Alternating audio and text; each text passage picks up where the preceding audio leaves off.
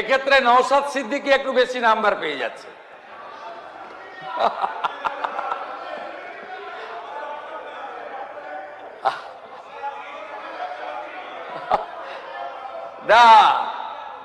নওশাদ ভাই একটু আগে বলছিল যে আপনি তো এখন ভাঙড়ে এই সরকার আসার পরে সুস্থভাবে যাতায়াত করছেন, কোথাও কোনো সমস্যা হচ্ছে না। এই পরিবেশ সর্বত্র থাকবে। আমার অফিস এখানে প্রপোজাল পাঠিয়েছে সচিবের অফিসে। বুধবার আমি হোম ডিপার্টমেন্টের প্রশ্ন উত্তরে 1 ঘন্টা থাকবো, যত খুশি প্রশ্ন করবেন উত্তর দেব। পুলিশের উপরে প্রশ্ন হবে না, আইন শৃঙ্খলার উপরে প্রশ্ন হবে না। তাহলে সরকারটা আবার থাকলো কোথায়? নতুন অ্যাসেম্বলি তৈরি করতে হবে, যেমন লোকসভা তৈরি হয়েছে।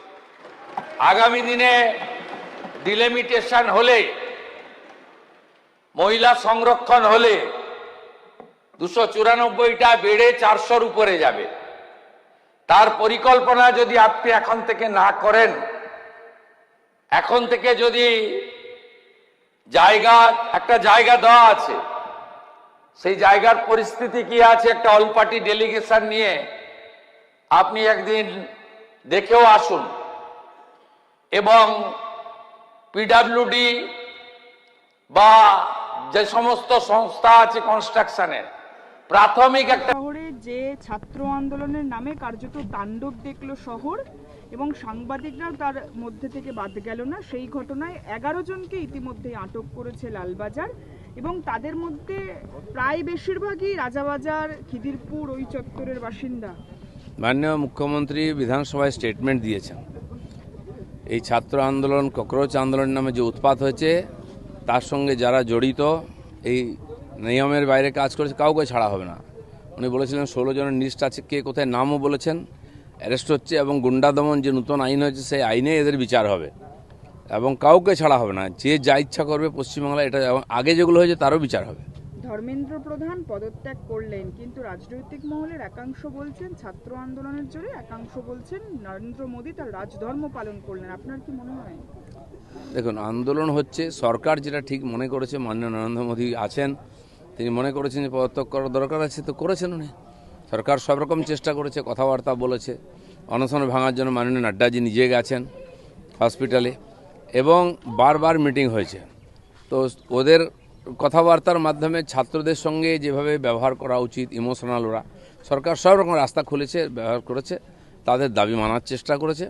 তো আর যেটা মনে হয়েছে সরকারের আজকের প্রয়োজনে, সেটা করিয়েছেন ওনারা। কিন্তু দিল্লির রাস্তা গত প্রায় 1 সপ্তাহর বেশি যে ছবি দেখছে, এটা কি আন্দোলনের ছবি বলে মনে হয়? দিলীপ ঘোষ তো দীর্ঘদিন রাজনীতির সঙ্গে যুক্ত। না, এটা আন্দোলন নয়, এটা তো উৎপাত। এটা দেশের সব মানুষ বুঝে গেছে। সরকার সেই জন্য কোনো কড়া স্টেপ নেয়নি।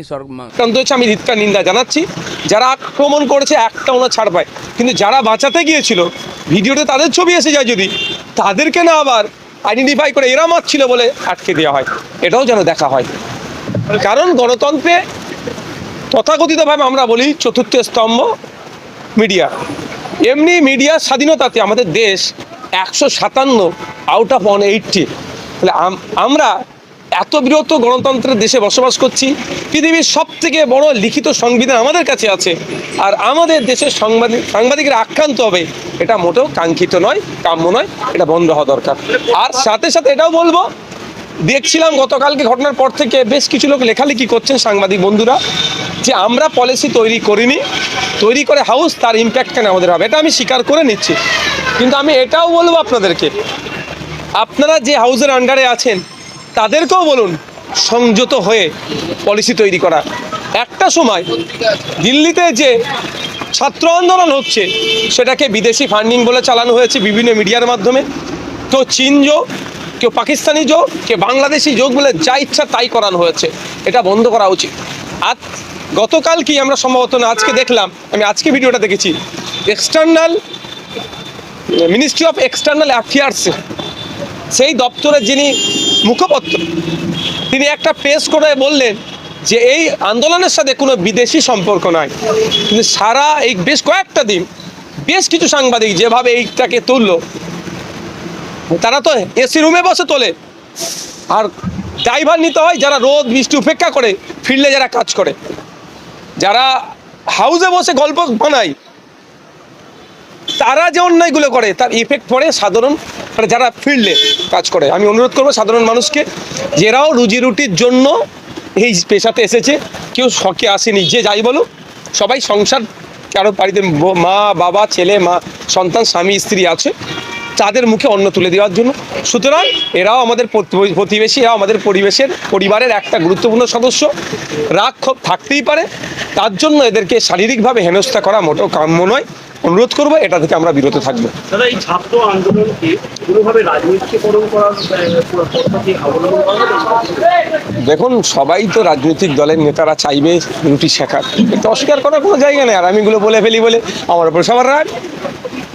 সবাই রাজনীতির রুটি শেখার জন্য চেষ্টা করবে, আর প্রত্যেকটা আন্দোলনের পিছনে রাজনীতি আছে। আপনি যদি বলেন রাজনীতিবিহীন কোনো কিছু জিনিস নাই, এবার এটাকে আপনি যেমনভাবে নেবেন।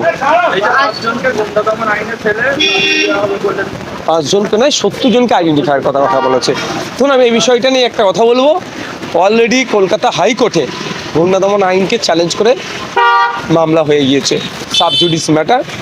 এটা কতটা কার্যকারী হবে এখন যদি হয়, সেটা আইনের বিশেষজ্ঞ যারা আছে তাদেরকে জানতে হবে। তবে একটা কথা বলবো, আমি হাউসের মধ্যে বলেছিলাম যে গুন্ডা দমন আইন মিস ইউজ না হয়, টাডা পোডা মিশার মতো মিস ইউজ না হয়।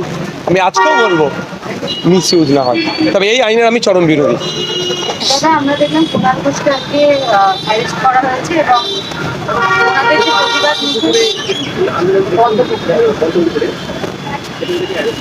কি বিষয় হচ্ছে আমি বিষয়ে বিস্তারিত জানি না। আমাদের কাছে পারমিশন ছিল না। দেখুন, ব্যাপারটা হচ্ছে, আমি আবারও বলি, পারমিশন ছিল না এই কথাটা আমার মনে হয় না বলা উচিত।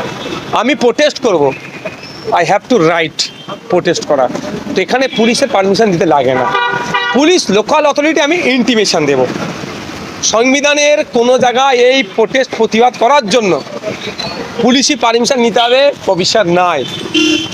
এইটা প্রথমে। দ্বিতীয় হচ্ছে, কুণালবাবু কী হয়েছে না হয়েছে, ডিটেন করেছে কি অ্যারেস্ট করেছে, সময় সেটা বলবে, সেটা আগামীকাল আমি বলতে পারবো।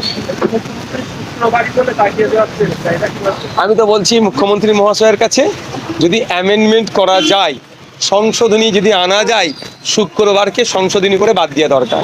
তবে 1947 15ই আগস্ট দিনটি ছিল কিন্তু শুক্রবার, পবিত্র একটা দিন ছিল। হ্যাঁ, এই দিনকে নিয়ে ফরমার চিফ মিনিস্টারও মুসলমানদেরকে দেখে দিয়েছিল, বর্তমান চিফ মিনিস্টারও ফরমার চিফ মিনিস্টারের দেখানো পথে হাঁটছে, যা অত্যন্ত নিন্দনীয়, দুর্ভাগ্যজনক।